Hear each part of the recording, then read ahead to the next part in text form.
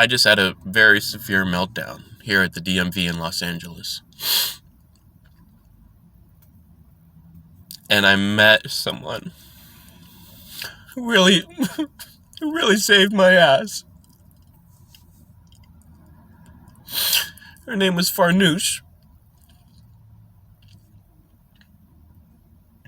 And I was having a meltdown because it was one of those days that I happened to run into a jackass. A complete asshole. You know, the DMV's packed. I just need to ask one question. Is that the appointment line? What is that? 5 words. Is that the appointment line? Just 5-word question. I was trying to ask the employee at the DMV. And this guy's not letting me talk at all. And then he actually, puts his back of his body right up to my face so he cuts off my line of communication with the DMV employee. Just one of those guys who just loves to get under people's skin. And with the day I'm having, with the week I'm having, we're both glad that happened in public. Because I don't know what the fuck would have happened if that was just him and me. And so he cut me off, so I go back to my car. I'm gonna leave, and I break down in my car. I fucking lose it. I'm having my somatic seizures. I'm like yelling, screaming, and I get back out of the car, and I just start marching towards the guy, and that scares me, man, because I'm already afraid that like one day I'm gonna get shot by cops when I have a meltdown, and now it's becoming more real. This is the second time in a week. I just start marching towards that motherfucker. And all I yelled at him, "Sir, I just want you to know I've had a fucking difficult week. I have autism. You really fucked this day up for me." And the first thing he says is, "I don't give a fuck about your week." And that's all I needed to hear. And then that's what I told him. I'm like, that's your issue. You don't give a fuck about anyone but yourself. And so we get in a shouting match. I start cussing him out. Because it's like, again, when I have my fucking meltdowns, I'm like a total animal at times. So much adrenaline that I don't know what to do with. That's why I had to get out of the car. I can't stay in one place. All this fucking adrenaline run through my body. And so I cuss at him, security guards get in between us. There's a line of 100 people outside the DMV watching this. And this motherfucker's just taunting me. And I walk away. Because it's like, I just wanted to self-advocate. I just wanted him to let him know how he affected me. And I let him know that. And that was my goal. So I walk away. But when I have meltdowns like that, I feel so alone. And I just broke down in the parking lot on the way back to my car. And I break down and I rip my mask off and I sit in the middle of the freaking street. In the parking lot. It's like, there are cars having to go around me now, and I start crying.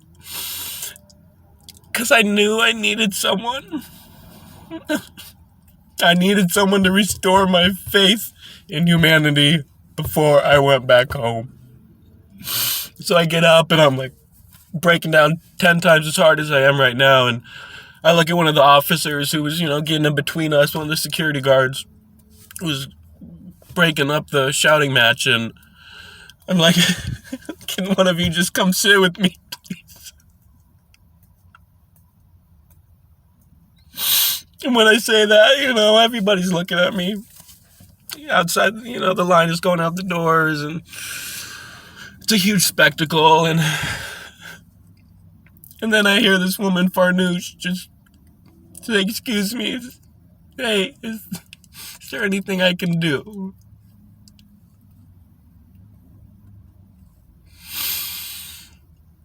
And it's like 6 words. Those 6 words. Is there anything I can do? That's what I needed. I needed to know or I need to feel, of course I know there's decent people out there. Of course I know this world is made of a lot of assholes. I know all that. But a lot of times I feel so just not safe that I don't need to just know they're good people. I need to feel that they're good people. And that's why I was asking for those officers. And when Farnoosh came up to me, that's what I got from her. And I just start crying and telling her about everything in my head. And she said, I heard you say you told that guy you have autism, and that, one of my nephews has autism. Not that I know what it's like for you, but I just want to ask you if there's anything I can do. And I just looked at her and I said, that you just asking. I'll never forget that. I really won't. And I will never forget Farnoosh. But man, it's I can't keep having these experiences. I've already had so many close calls, and they just keep getting more close. And if Farnoosh wasn't there and nobody else came up to me and asked how they could help,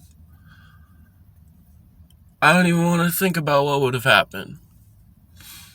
Let alone if that guy came back towards me, that asshole.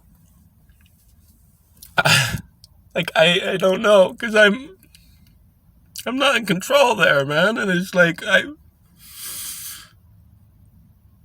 I always feel like I'm just one random act away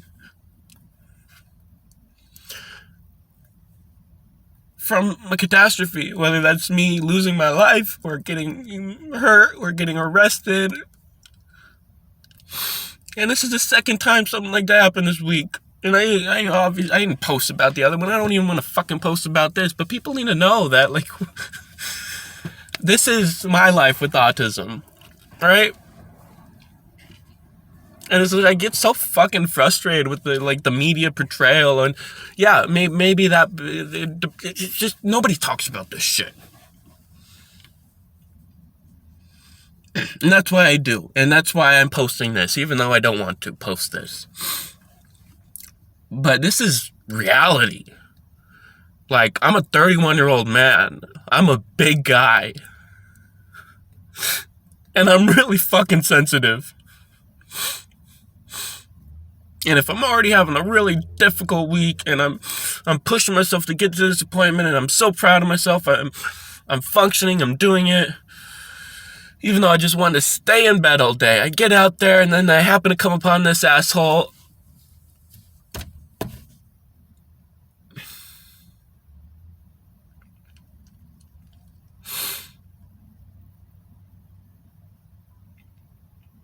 And that's what autism is like for me. When I have a meltdown in public, it's like the floodgates open. And all my OCD, my anxiety, my phobia, just everything comes rushing in during a meltdown because I'm not there. It's like unplugging a computer, and then the computer, once it's unplugged, it just gets overrun with computer viruses. I mean, that's basically, I get unplugged and my head gets filled with all these symptoms and triggers, and then next thing I know, I'm getting out of my car and marching towards this guy and then cussing him out in front of 150 people.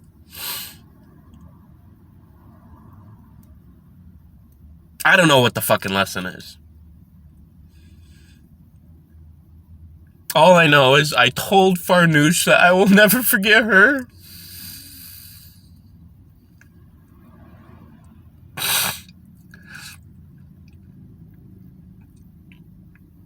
It's just discouraging. And I already struggle enough.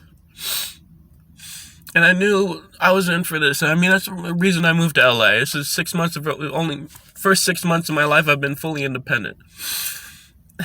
And I'm going to experience these things like today. And I just hope that by watching this video, I'll probably go home and smoke and just post this. I just hope we can actually achieve some authentic fucking awareness about the serious things instead of fucking talking about what to call somebody with autism, or if autism is a disability, or if it's even autism and just neurodiverse. I mean, just fuck all that. Like, there are more dire issues at hand that I live through every fucking day.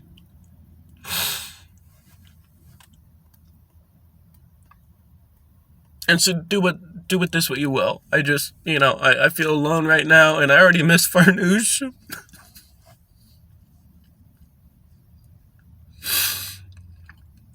Just know that the simplest act of compassion, exponentially more powerful than one act by an asshole. Just remember that. Remember that when it comes to you, your friends, your kids, your husband, your wife, your brothers, your sisters, your parents, your dogs. One act of compassion is exponentially more powerful than one act of incivility. So thank you for listening.